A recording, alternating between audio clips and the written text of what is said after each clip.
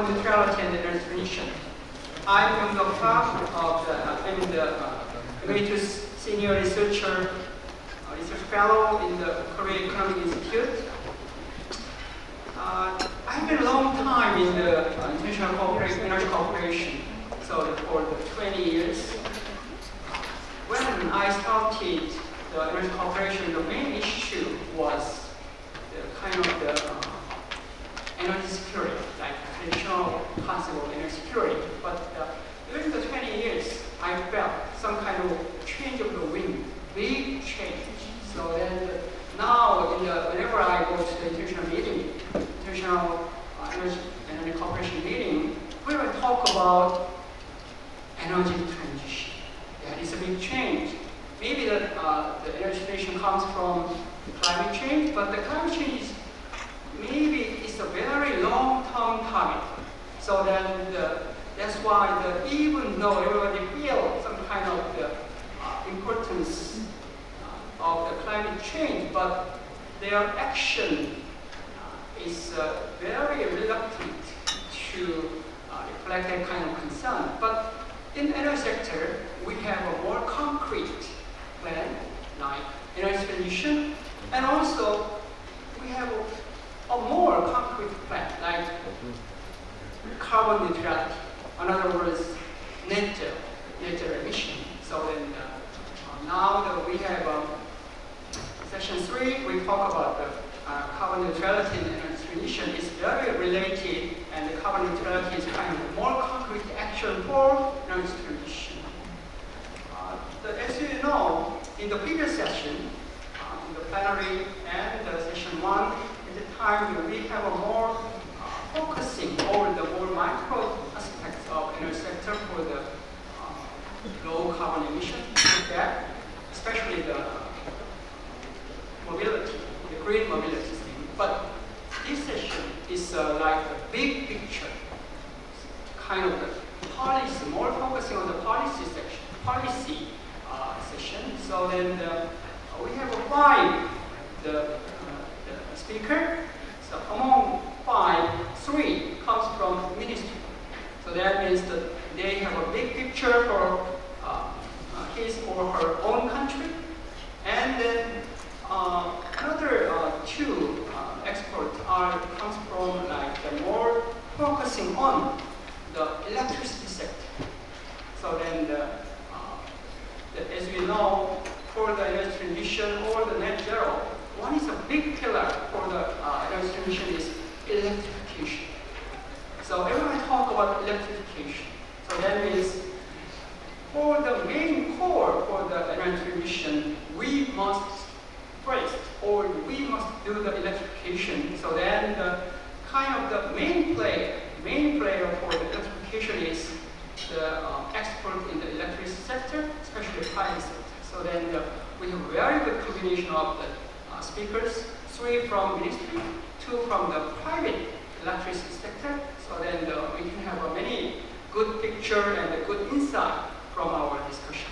But the problem is we have one point, some kind of disadvantage of last session, time constraint. So we are already behind the schedule. So then I asked all the speakers make their presentation more compact in the 8 minutes. So then we have around 60 minutes. So then my plan is 40 minutes from 5 presentation, then 20 minutes and Q&A.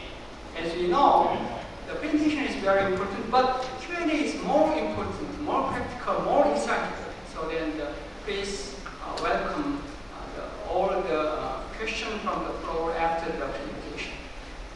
Thank you. Now we have a first speaker from Indonesia, Mr. Tony Susandi.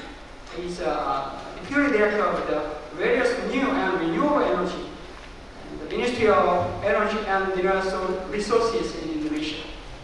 Mr. Susandi.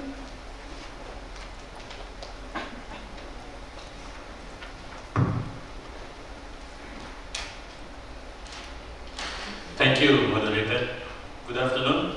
It is a very hard task for me to compress my presentation to 8 minutes. I prepared 10 minutes actually, Professor.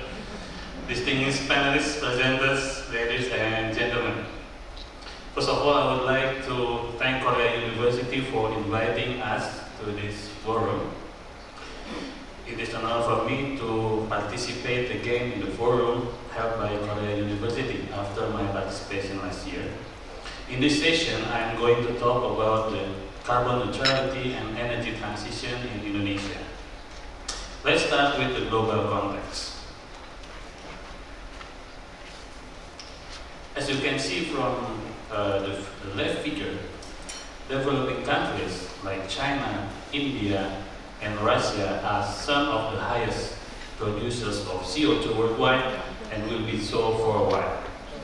Based on the data presented, we can see the countries and regions with the highest per capita carbon emission from around the world. Oil-producing countries in the Middle East are the highest emitters of CO2 on a per capita basis. But developed countries like the US, Australia, New Zealand, and Canada also have some of higher rates of per capita emissions. Although Indonesia is included as top 10 CO2 emitting countries, as mentioned by Pak Agus earlier, Indonesia's CO2 emissions per capita is considered low, only 2.2 ton per capita, or 1/5 of South Korea, and we are still continue to climb to reach our peak. If you look at the right figure, out of the 135 countries pledging carbon neutrality, only 66 have put a target year on their policies, laws, or propositions according to data by Net Zero Tracker. Indonesia has put net zero emission target by 2060 or sooner. On the following slide, we will see the energy transition in G20 context. Indonesia's G20 presidency has put transition towards energy, towards sustainable energy as one of 3 issues to be focused on. The energy transition will strengthen global clean energy system and just transitions by securing energy accessibility, advancing smart and clean energy technology, advancing energy financing. This is in line with global commitment to keep global temperature rise below 2 degrees Celsius and seeks to limit to 1.5 degrees Celsius as last year's COP26 and G20 2021 results. The Energy Transition Working Group and the Energy Ministerial meeting held in Bali earlier in this September has resulted in Bali Compact and Bali Energy Transition Roadmap. At the G20 Summit, the Energy Transition Country Mechanism Country Platform was launched, and developed countries led by the United States and Japan also announced a $20 billion package to Indonesia to help fund us to shift to renewable energy. Let's move on to the next slide, how Indonesia is progressing in reducing its emission and increasing new and renewable energy share. If we look at the left table, this is also presented by Pak Agus earlier, it is clearly showed that Indonesia has huge new and renewable energy potential, around 3,700 gigawatt, with solar having the highest potential. Low utilization of new and renewable energy providing plenty rooms for increasing new and renewable energy deployment with the increasing electricity demand. As you can see from the right chart, there is a gap between the new and renewable energy target year by year with its corresponding achievements. However, the gap tends to decrease, and we should note that despite the pandemic of COVID-19, our new and renewable energy share in the national primary energy mix has doubled in the last 5 years. With our energy transition effort and also support from Just Energy Transition Partnership, for instance, we are looking at to close the gap by 2025. Next slide will describe the emission reduction from energy sector. As Pak Agus already mentioned earlier, we have just updated our NDC target by increasing our commitment to reduce 358 million tons CO2 equivalent by 2030 from energy sector by our own efforts, increasing from the previous one of 314 million tons CO2 equivalent, as you can see from the upper left table. Our progress on reducing the emission, as depicted from the bottom left chart, show positive trend during the last 5 years, increasing 2.34 to 70 million tons CO2 equivalent by 2021. With our net zero emission roadmap on energy sector, we hope to reduce 93% emission in 2060 from around 1,900 million ton. This is business as usual. If we do nothing, our emission will skyrocket to 1,900 million ton to 130 million ton with mitigation actions from supply side and demand side as described on the following slide. Mr. Agus has explained this slide before. I just would like to emphasize that the roadmap envisioning 100% new and renewable energy supply in 2060, which means zero emission from power sector. On the demand side, induction cooker will be used massively for household as well as electric vehicle for transportation. The next slide will show you more clearly on the electricity demand and its supply in our net zero emission roadmap. Here on the left chart, we can see the projected electricity demand in 2060 will reach around 2,000 terawatt-hour, which is dominated by the industry and transportation sector, while green hydrogen demand will contribute less.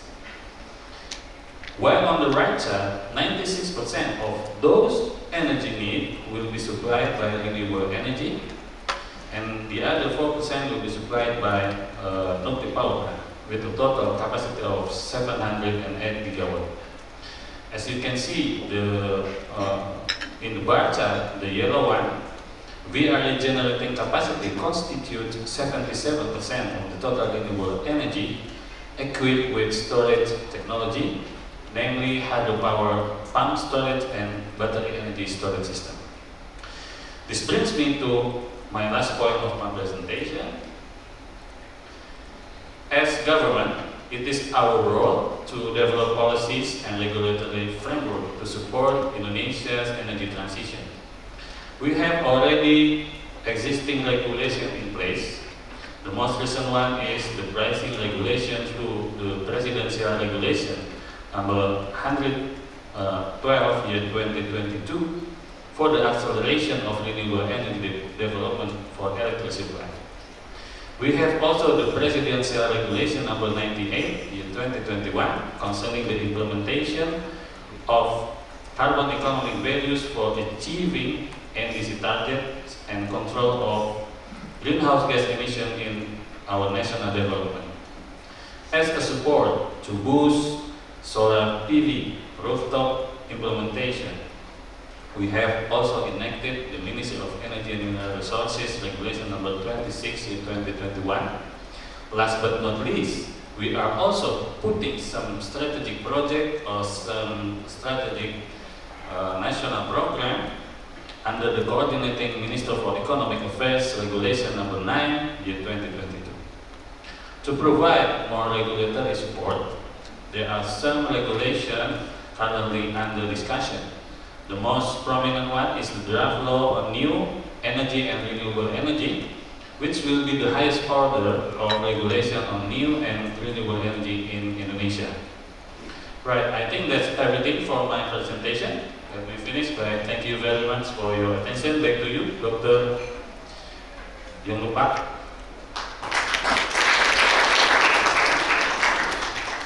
Thank you, Mr. Susani. Then the next turn is from Malaysia. Mr. Muhammad Hamzi bin Abdul Aziz. Mr. Abdul Aziz is the Undersecretary of the Ministry of the Energy and Natural Resources in Malaysia. He will talk about the carbon neutrality in the transmission plan in Malaysia. Mr. Abdul Aziz. Thank you very much, Honorable Moderator, Professor Pak. Ladies and gentlemen, distinguished panelists.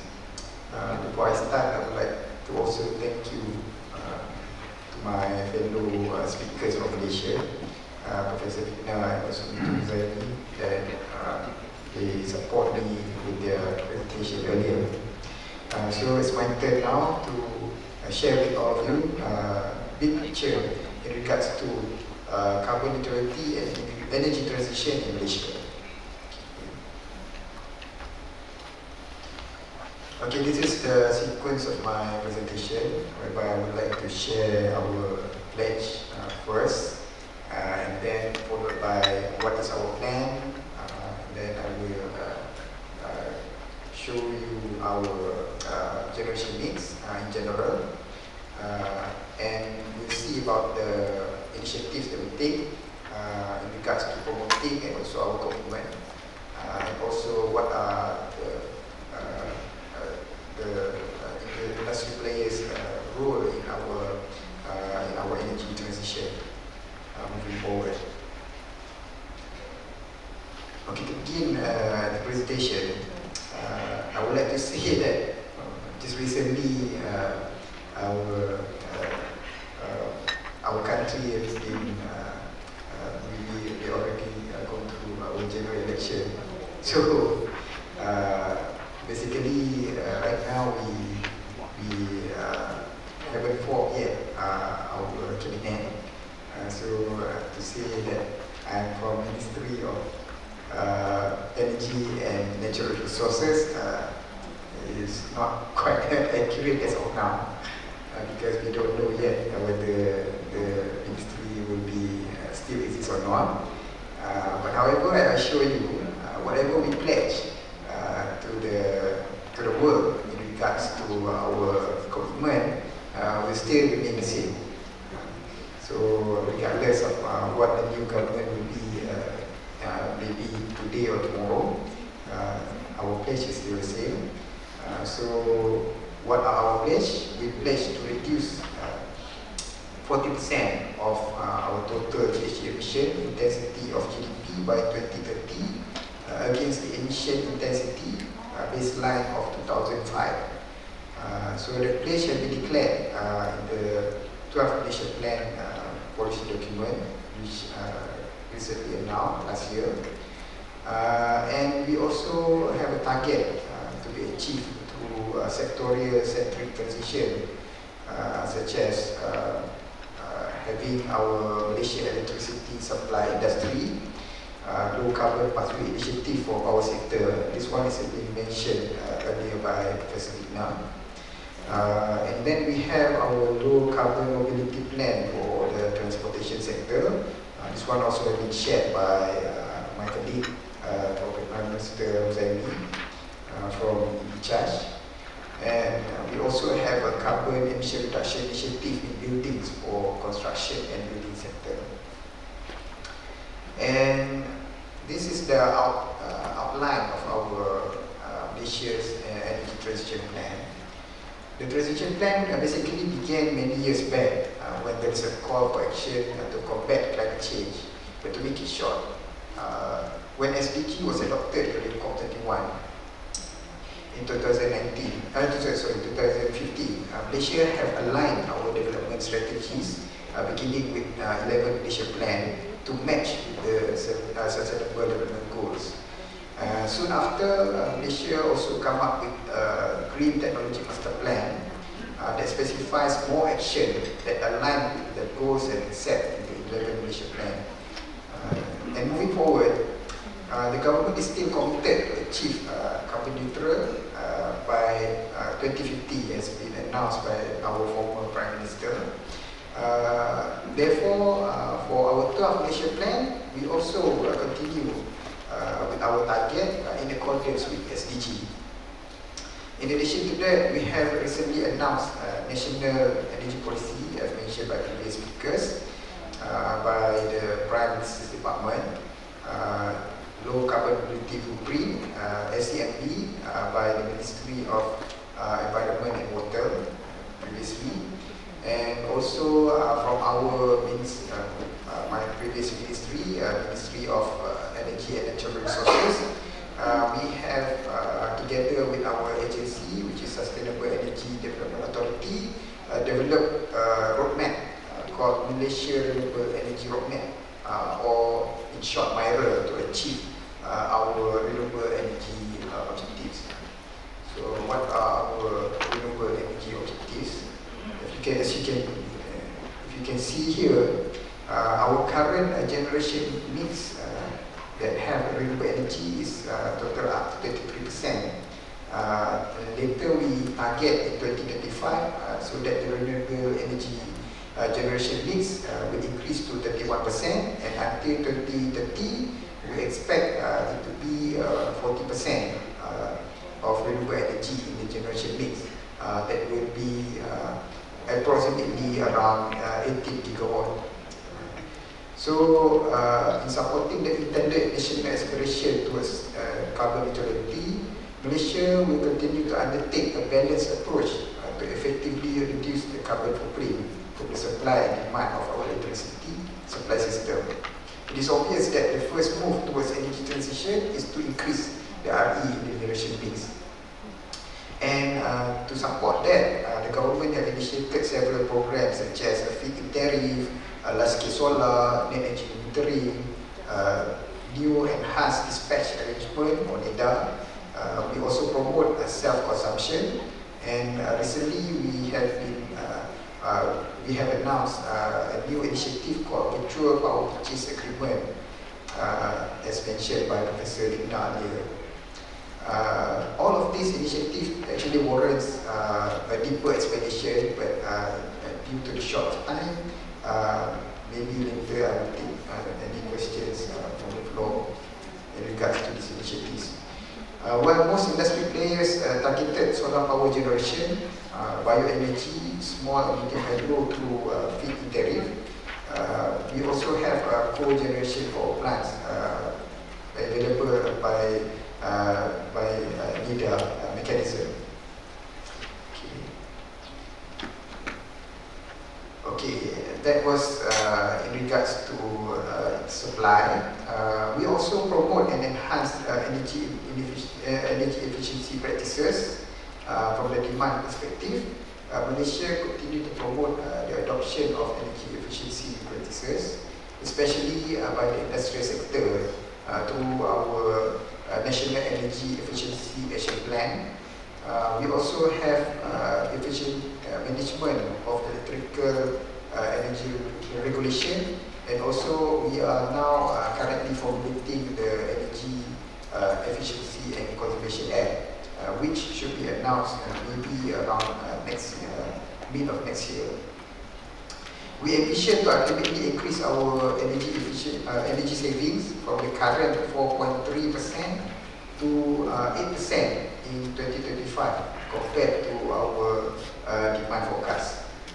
The implementation of carbon reduction initiative for both the supply and demand of electricity is expected to contribute towards Malaysia's aspiration of carbon neutrality in 2050. Okay, to add some more, government also have other extra commitments, such as we gradually phasing out the coal power plant with no new development of coal power plant in the future, but we will continue to serve our current coal until it expires. We also want to enhance grid system flexibility through digitalization and application of battery energy storage. We also currently trying to formulate the implementation of domestic emission trading scheme. Okay, sure. And we also try to increase the EV penetration in our country. Okay, these are other initiatives. Since we're short of time, I will go through that. We also have support by industry players, mainly our utility company, PNB. They also have their own transition plan that approximately costs about M20 billion, which is equivalent to US dollar 4 billion. That includes of grid of the future initiative, such as implementing rollout of smart meter to the customers and also smart grid and etc. In addition to that, our main GFC company, which is Petronas, they also have their own transition initiative, and among others, having involved in also solar scale generation, and they created Gentari to support the development of the ecosystem. We also have organizations like earlier, Vincent Tech, MGTC, and other associations such as Eva to together with the AMI to help with the EV ecosystem. Okay. Other than that, we also have. Other than that, you see this the logos over there. We have RE 100 investors that come and invest to Malaysia, and these investors actually help to give pressure for us to let them help us with the energy transition as well. Okay.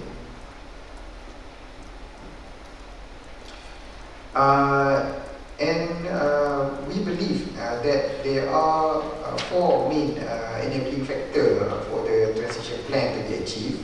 The first being future-proofing existing electricity regulatory and market practices in order to enhance private sector participation and provide greater customer choice in choosing RE-powered electricity. There's also, we need to improve access to green financing by accelerating RE development in order to achieve energy transition. And also we need to develop awareness and future readiness to promote RE-centric society. This initiative includes human capital development, supporting future power sector transition. It is in line with 4IR initiative and so on. And finally, we want to increase system flexibility by exploring feasible framework for demand side management, such as smart grid and so on. And as a conclusion, actually, to tell you honestly, it really depends on political will and funding. If we can afford the transition initiative, then there's not much of a problem to achieve. Okay. Therefore, it takes a concerted effort of government. Government basically setting the rules, setting the bars and also the target. And we also need the private sector to be with us as a catalyst to achieve the transition as soon as possible. So with that, I end my presentation. Thank you very much. Back to you, Mr. Professor. Thank you, Mr. Abdul Aziz, and sorry for my interruption because we have a very big time constraint. So then each presentation speaker just have 8 minutes. So then the next speaker is from the Philippines, Mary Grace Cabiz. Ms. Cabiz, I want to remind you we have a time constraint. So then the very brief and the very compact presentation we want. Okay? Thank you, Ms. Cabiz. Sure. So actually, presentation in this The printed one is quite long, but because I put in a lot of information for everybody there. So this is the title of my presentation, which is pretty much inclined on our Philippine Energy Plan 2020 to 2040. So these are the presentation contents. I would like to walk you through where we are right now in terms of the statistics and information of our energy mix. And the second component is where do you want to be in the future? What are our targets as far as energy transition and renewable energy is concerned? And the third would be in line with these targets, how do we get there? What are the needed policies and programs that we have to put in place and push through to achieve the clean energy transition that we want to aspire? So where we are right now, this just shows our primary energy supply. Pretty much it's still dominated by fossil fuels, particularly coal and oil for power generation and transport. And then for our final energy consumption in terms of the demand, it's also the transport sector that dominates the mix and also the residential sector. And in terms of fuel, since the transport comprises the largest chunk, it's also 50%. And we have a considerable amount of biomass that's mainly for residential, for biomass for cooking and fuel. And then also 20% from the power generation or electricity. And then these are the statistics for our electricity sector. So in 2021, renewable energy comprised 29% of our total installed capacity, which is equivalent to only around 22% of the gross power generation of the country. So we tag the renewable energy as the Big Show. Big Show stands for biomass, geothermal, solar, hydro, and ocean and wind. So those are the existing RE technologies in the Philippines. And then, given that mix that I presented earlier, I think this is very obvious that the energy sector comprises the largest share of the total greenhouse gas emissions in the Philippines with more than 50%. And when we break it down across sectors in the energy, it's also the power generation sector with almost 60% of the emissions in energy, and also the transport sector, and that's where we want to really push for a cleaner transition. And then I think this was mentioned during the introduction, the Philippines is also affected by the global crisis. A lot, our power rates have increased over the past few months exponentially and accelerated, including our oil prices. So it really impacted and really pushed us to promote energy transition and develop our indigenous renewable energy resources because we have a lot of potential also in the Philippines. Now, where do we want to be in the future? So just to contextualize, of course, we follow through the Sustainable Development Goals, SDG 7 in particular, to achieve clean and affordable energy. And just last year, we also submitted our nationally determined contribution. Yes, this is quite ambitious. It's a 75% reduction in the total GHG emission by 2030, and much of it, again, will be coming from the energy sector. And even this context, both in the international and the local, we do have published our Philippine Energy Plan last year, 2020 to 2040, and the theme is actually the title of my presentation, Towards a Sustainable and Clean Energy Future, which is very self-explanatory. Now, as part of the Philippine Energy Plan, or the PEP, we do have the National Renewable Energy Program. So energy transition, renewable energy will also comprise at least majority of that transition. So based on our NREP, we set the target of 35% renewable energy share in our mix by 2030 and increasing it to half or 50% by 2040. So I mentioned earlier, our current status is at 22%, so it's still quite a long way to go. Now for the renewable energy outlook, just the numbers of those targets. To reach those RE targets that I mentioned earlier, we will be needing 52,000 megawatts new and additional capacity in the next couple of years, which is 7 times actually the current installed capacity that we have. And these are the breakdown of these technologies. And then, of course, after the supply side, we also have to look into the demand side because it's also part of the transition, of course. And then for the energy efficiency and conservation, this was also peeked through earlier. We aim to have energy savings of like 5% in all products and electricity by 2040, and then also the 10% EV penetration rate in the next couple of years.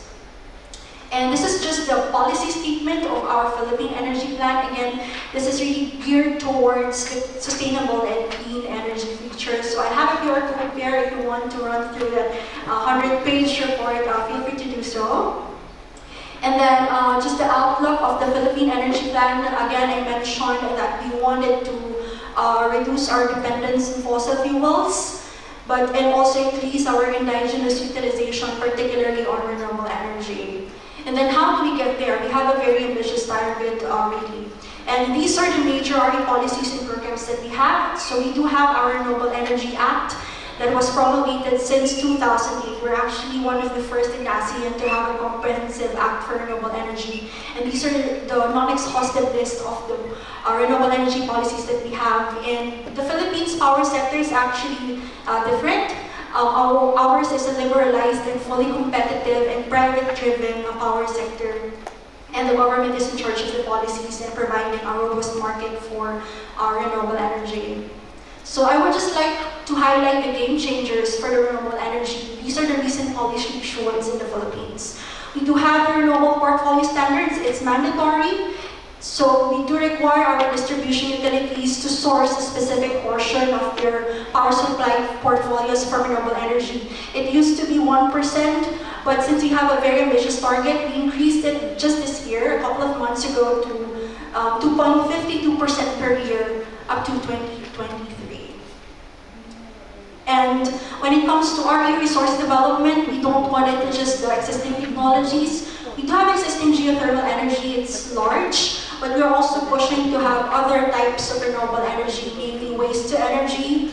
Offshore wind, there's a really strong push for offshore wind these days, and ocean and tidal energy, and of course we have a lot of potential for solar. So we are really, I think we're going to release a policy for this one to really fully utilize the solar capacities in the Philippines. And then this one is another game changer. This is not an updated slides, but just last week, a policy that really opens up the Philippine renewable energy sector to 100% foreign ownership was promulgated just last week, November 15. So it used to be a 40% limit for foreigners to own a renewable energy facility in the Philippines, but because of last week issuance, it's opened 100% to foreign ownership. So that's to really encourage more competition in our domestic RE sector. And then, of course, we have to build infrastructure. We have a very ambitious RE target. So when it comes to our power development plan, similar to Malaysia's case, we're pushing for smart grid to integrate more variable renewable energy, and of course to increase also flexibility in our power generation, and without leaving anyone behind, and still pushing for 100% electrification. And these are just some updates on our energy efficiency and conservation sector. So we do have the law, the Energy Efficiency and Conservation Act of 2009 also in place, which aims to generate energy savings and reduction in our energy demand in the next couple of years. And this one was already mentioned by Ma'am Lourdes earlier, so I won't discuss. So we do have the EBITDA already for the EVs. And for alternative fuels also, we are really pushing for increasing the electric vehicle charging stations. But aside from renewable energy, we're also pursuing other cleaner sources of energy, namely hydrogen, particularly green hydrogen, and nuclear energy. So this is the last slide of my presentation to sum up our vision in 2040. Of course, to achieve energy transition, renewable energy will play a major role, as well as the demand side, energy efficiency and conservation, also electric vehicles and emerging technologies. And we have to do it all together through the use of information and communications technologies, and also, in a way, improving our energy resiliency. So that's a totality of the Philippines energy transition. I hope our partners here could also be part of that journey for the Philippines. Thank you very much. Kamsahamnida. Thank you, Ms. Gavis. And until now, we have 3 voices from the ministry in each country. Then now there are a little different voice, like the public companies. So then the first one is from Vietnam. Mr. Bo Hoai Nguyen is in Ewuyan National Road Dispatchment Center. And he's a deputy manager of the Renewable Energy Management Department. He will say about like renewable energy development in Vietnam. So that as we know that in the energy transition, the main tool is the renewable energy development. So then in the perspective of the dispatch centers, renewable energy, how to overcome the value of renewable energy, renewable power generation. Mr. Win, and you want to choose, still want to in the podium or in your seat? In podium. Okay, so then Mr. Win wants to say about the thing in the podium. So, Mr. Win? Yes. I'll take this slide. All right. Thank you, Mr. Chairman. Good afternoon, ladies and gentlemen. Firstly, let me introduce myself. My name is Ba Hoài. I'm working for EVN. The company is the same like Getco in Korea. And it's my company, which is a power system operation company. This means I am the person who operates the renewable energy. So today is going to give you information about what is really happening in Vietnam. So let's go with the slide. See here the QR code. You can scan and have the contact number. Very easy. We have a handbook, so just scan it. Firstly, we talk about the load demand in Vietnam. In this graph, you will see that every year the load demand increase about 10.9% a year, meaning to say that after 7 years, our load will be double. It means that our generation will be double. And we need to build a lot of generation. So that's why we come with renewable energy. The story in Vietnam is just in 2018, 4 years ago, we have almost zero renewable energy. But after 3 years, we have 21 gigawatts of renewable energy. This is almost equal to installed capacity of Philippines, as our colleagues just said. So in 3 years, we have say 21 gigawatts in the system. During the noon times, the sale of renewable energy in Vietnam can go to 14% in the normal days. During the weekend, during the public holidays, it can go to up to 60%. So we face a lot of challenges. And another issue is that we have booming development in the 3 years. That is not the time. Booming development in the area also. It is not an area in Hanoi areas. We do not have a lot of solar. So all of the solar power, wind power is located in southern and south central Vietnam. So that's why we have a big issue. We have the overload issue. It is 110 kV transmission line, 220 kV transmission line, and even in 500 kV transmission line backbone from central to the north. So meaning to say that right now we have overload in the whole of the power system. So the solution we are having right now, we using AGC, automatic generation control. Meaning to say that we do the online control of all renewable energy plant. The control signal will send to plant every 8 seconds. So right now, this is a good solution for us. Thus, we can operate the whole system with 21 gigawatts of renewable energy safely and good until right now. We have no issue. Now we're talking about something study about regulation gap. Because we have very fast development of renewable energy, there's the regulation becomes compliant. The thing we talk about here is the rooftop solar. The thing in Vietnam is in our rule, we consider rooftop solar under 1 megawatt. That's a big value. So a lot of the rooftop solar in Vietnam is just the size of 500 kilowatt to 1 megawatt. This is very new when compared to other countries. And in the regulations, these plants no need to have any data logger to send online information or something. So that is very difficult for us to monitor this, to control it, when we have overload happening in the whole country. So the point I was not highlight here is about the regulation gap. As about the new development challenge, what's going to happen in Vietnam in the next few years. and we need to care about, we need to have the regulation first to avoid issues such as with the renewables, such as the solar storage, as I mentioned above. For the offshore winds, we'll go, so many companies now going to Vietnam to invest offshore winds. Because they see that they can invest in solar and wind farm, why not offshore? So many international companies coming to Vietnam right now, but then nothing yet. Regarding the battery storage, right now in Vietnam we're just doing some final study.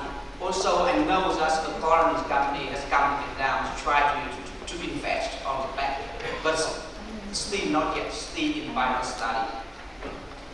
About the EV, energy vehicle, our college has talked very much about the fast lastly.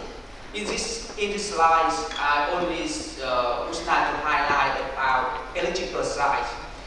In our estimations in years, in 2027, the share of the load used by EV in Vietnam is only 0.5% of national energy. That is not very much. Even in VinFast targets, is about 300,000 or 400,000 new EV per year. But in terms of the load consuming, is not very much. In order to develop new energies, we need supporting mechanisms. I highlight here auxiliary service about the IE transition, about carbon credits platform. Just I do not see many people talking here, but that it will be a big topic when we want to do about energy transition. That's all. I go very fast. Thank you very much. We have my QR code. You have a question, you can email me, you can send me a message. I will WhatsApp, even Kakao Talk. Thank you very much.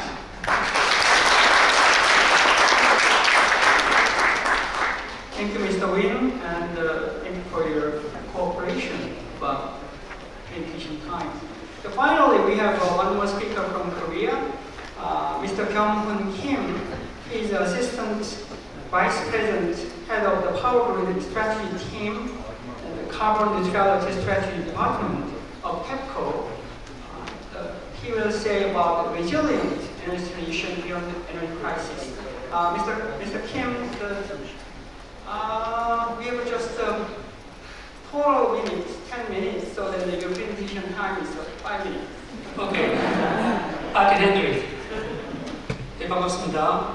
마지막 세션의 마지막 강연자이고요. 동시 통역자분이 괜찮다면 더 빠르게 해서 4분 내에 마무리하도록 하겠습니다. 네, 저는 한국전력공사의 탄소중립전략체의 김경훈입니다. 제가 발표한 내용은 한국의 2030 NDC 목표를 달성하기 위한 우리 한전의 역할입니다. 최근 글로벌 에너지 정책은 3가지 난제에 직면하고 있습니다.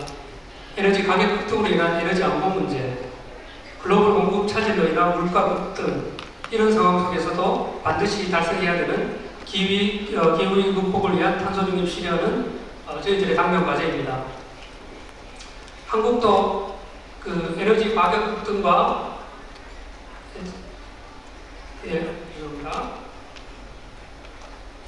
한국도 에너지 가격 급등과 경제 성장 둔화 위기에 직면하고 있습니다.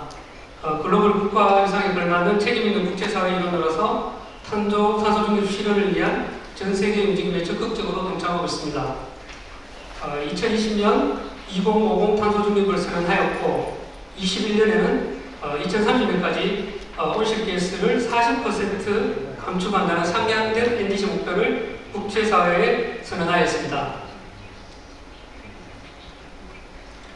또한 올해 5월에 출범한 새 정부는 2030년 온실가스 감축 목표를 차질 없이 이행하기 위해 산업계 등 에너지 산업 이해 당사자의 충분한 소통과 비용 분석을 토대로 부문별, 연도별 실현 가능한 감축 경로를 제시할 예정입니다. 우리나라에서 탄소 중립을 위해서 전체 온실가스 배출량의 37%를 차지하는 전력산업, 즉 전환 부문의 역할이 매우 중요합니다. 한전은 지분의 51%를 정부가 소유하고 있으며 6개의 발전회사가 68.4%의 전력을 생산하고 있습니다. 또한 송전, 개전, 판매 부분은 한전이 100%를 담당하고 있습니다. 한전은 탄소 중립을 이행하기 위해 전력산업 가치 사슬 전반에 걸친 에너지 효율 향상을 선도하고 공급망 전반의 탈탄소화를 추진할 것입니다. 또한 전력망 혁신과 탄소 중립 기술 개발에도 역량을 집중할 것입니다. 한전은 공급망 전주기 에너지 효율 향상을 위해 생산 단계에서는 재생에너지 초과 발전량의 수소 전환과 분산 전환을 확대하는 정책을 추진하고 있습니다. 수송 단계에서는 전력망 투자 최소화를 위해 대규모 수요 자원이 발전소 인근 지역으로 이전할 수 있는 유인책을 추진해 나갈 예정입니다. 소비 단계에서는 선진국이 다 추진하고 있는 ERS 제도를 활용해 수요 효율화 사업 확대, 재생에너지 발전량이 많은 시간대로 수요를 이전하는 정책을 지속적으로 추진할 예정입니다. 한전은 탄소 중립을 위한 다양한 실증 사업을 추진하고 있습니다. 2022년까지 나주와 울산에서 태양광 발전과 메가와트 규모의 수전의 시스템을 구축해 재생에너지로 그린 수소를 생산하여 저장하고 이를 연료전지 발전에 활용하는 섹터 커플링의 핵심 기술을 실증 중에 있습니다. 한전은 전력 네트워크 사업자로서 친재생 에너지 공급 확대를 위해 선제적 전력망 건설, ESS와 같은 유연성 자원 확보, 디지털 기반의 전력 공급과 수요 예측 정확도 향상 기술을 발전시켜 나가고 있습니다. 또한 한전은 2050 탄소 중립 달성을 위해 주력 전원인 신재생과 신규 원전의 원활한 대통 연계를 위해 2050 그리드 마스터 플랜을 수립하여 최적의 전력망을 조기에 구축하고자 합니다. 한전은 기자재 공급망까지 확장된 가시사슬 전반의 탈탄소화를 추진할 예정입니다. 구체적으로 친환경 기자재 구매 비율을 2030년까지 50%까지 확대를 목표로 기자재 공급사들의 온실가스 감축에 자발적 참여를 유도해 나갈 예정입니다. 한전은 탄소 중립 경제의 대전화를 뒷받침할 종합적이고 장기적 관점의 기술 개발을 추진해 나가겠습니다. 먼저 에너지 효율 향상 기술과 다음으로 태양광, 해상 풍력 등 재생에너지 확대, 세 번째는 수전에 수소, 암모니아, 홍소, CCUS 등 무탄소 연료 전환, 네 번째 지능형 전력망 구축 등의 분야에서 탄소 중립을 위한 핵심 기술 개발에 박차를 가하고 있습니다. 현재 한국전력과 발전자회사는 공동으로 수소, 암모니아, 혼소, 전소 기술 개발 실증 중입니다. 구체적으로 2030년까지 가스 발전의 최대 30%까지 수소, 혼소 및 석탄 발전의 최대 20%까지 암모니아 혼소를 목표로 관련 기술을 개발 실증 후 확대해 나갈 예정입니다. 이후 수소, 암모니아 혼소 비율을 단계적으로 상향하여 2050년까지 가스 및 석탄 발전의 무탄소 연료 발전을 추진할 계획입니다. 탄소 중립 분명히 매우 노전적이고 어려운 과제입니다.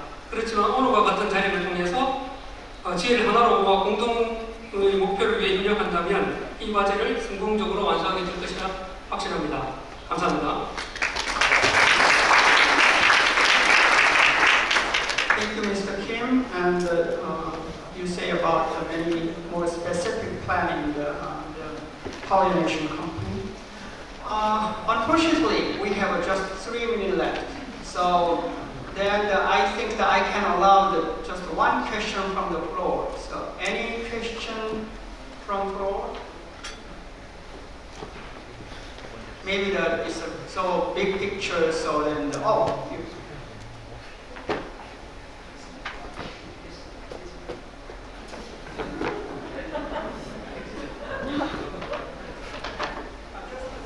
Hello? Okay. I think it's a general question on nuclear.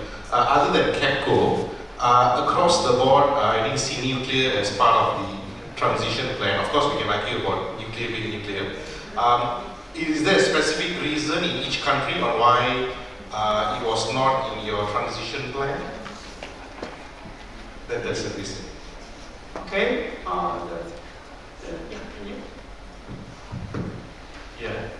If you see again in my slide, actually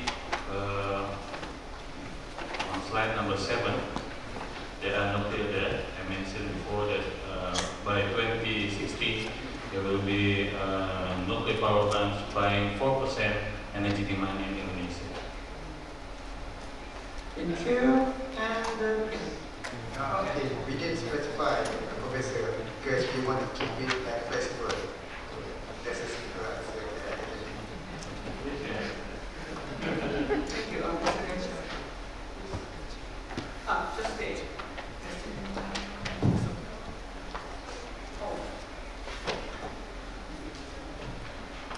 Hello. So actually, nuclear is one of the fuels that is being considered as far as energy transition is concerned. I think I mentioned it earlier, and actually the Philippines has nuclear power plant before. We call it the twin power plant of the Cory 2 here in Korea. So it's one of the options that we're looking for, like reviving that one, or maybe putting up a new power plant, or maybe focus on small modular reactors. But of course, everybody knows that putting a nuclear power plant is a lot of different considerations, not just for the local level, but also at the international level, especially in the IAEA component. So we have to be very careful about that. But it's also considered.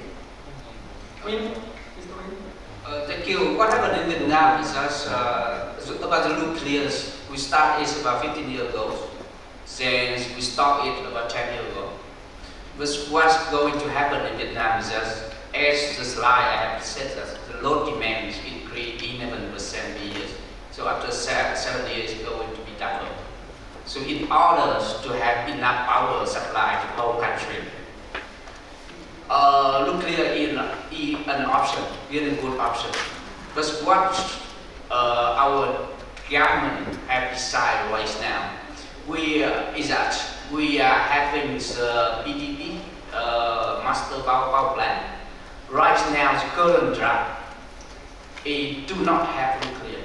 Even there is opinion set nuclear is a good option, but right now the government still choose not to go with nuclear. But this is just the current draft of the BDP. I'm not sure what is the final response it will be. Thank you. Thank you. Mr. Kim, do you have something? I already. Okay. Yeah. Thank you for the good question and the very informative answers from all speakers. So I think that these sessions, main presentations are very broad and very kind of aiming at future realization. So then I think that we need to keep attention for the process and kind of step.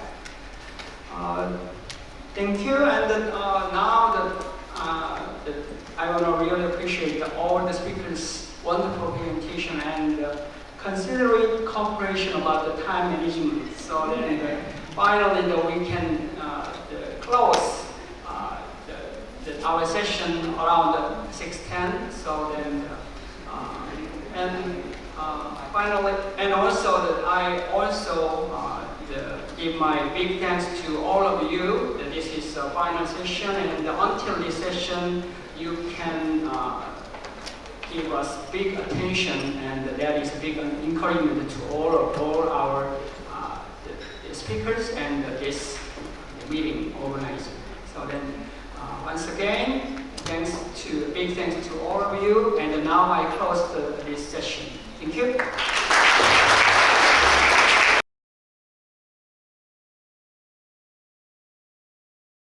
I don't know where I need to stand here. Good afternoon, and I guess I'm supposed to give closing remark in Korean, and that's what we prepared here. So, 존경하는 내외 귀빈 여러분 안녕하십니까? 고려대학교 에너지환경대학원 그린스쿨 원장 홍승관입니다. 2022년 국제에너지 전문가 네트워크 포럼을 통해 오늘 우리는 그린에너지와 모빌리티를 주제로 폭넓은 전문 지식과 다양한 의견을 교환하였습니다. 짧은 시간이었지만 적극적인 참여를 통해 일도 있고 의미 있는 포럼을 만들어주신 참석자 여러분께 진심으로 감사의 말씀을 드립니다. 특히 먼 길을 마다않고 와주신 각국 관계자 및 연사 여러분, 깊이 있는 토론과 발표로 이 포럼을 풍성하게 해주셔서 진심으로 감사를 드립니다.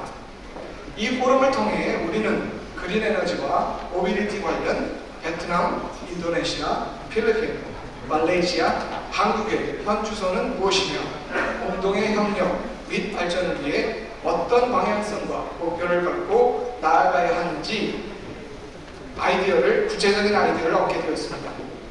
본 포럼이 단순히 아이디어를 얻는 데 그치는 것이 아니라 오늘 이 자리에 참석한 한국 기업, 관계자 및 13개국에서 오신 각국 정부, 민간, 학계의 관계자들 간의 독과적인 시장 협력 사업 분야 조출을 위한 정보 공유와 네트워킹의 장이 되길 희망합니다.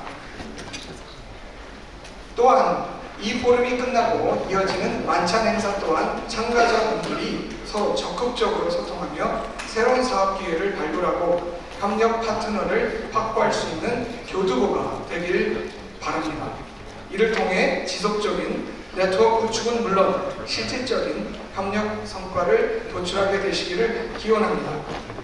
이러한 국제 에너지 전문가 네트워크 기후변화 대응 에너지 전환에 있어서 지식과 경험을 공유하고 비즈니스를 만들어내는 플랫폼으로 앞으로도 잘 성장할 수 있도록 고려대학교 에너지환경대학원에서 적극적으로 지원하겠습니다. 오늘 포럼이 탄소 중립 달성을 목표로 하는 다각적인 전 지구적 노력에 힘을 보태는 원동력이 되리라 믿어 의심치 않습니다. 다시 한번 이번 포럼을 주관한 고려대학교 에너지환경대학원 하윤희 단장님을 비롯해 존경하는 동료 교수님들과 구성원 여러분께 뜨거운 감사의 말씀을 전하며 이상으로 2022년 국제 에너지 전문가 네트워크 포럼을 마무리하고자 합니다. 감사합니다.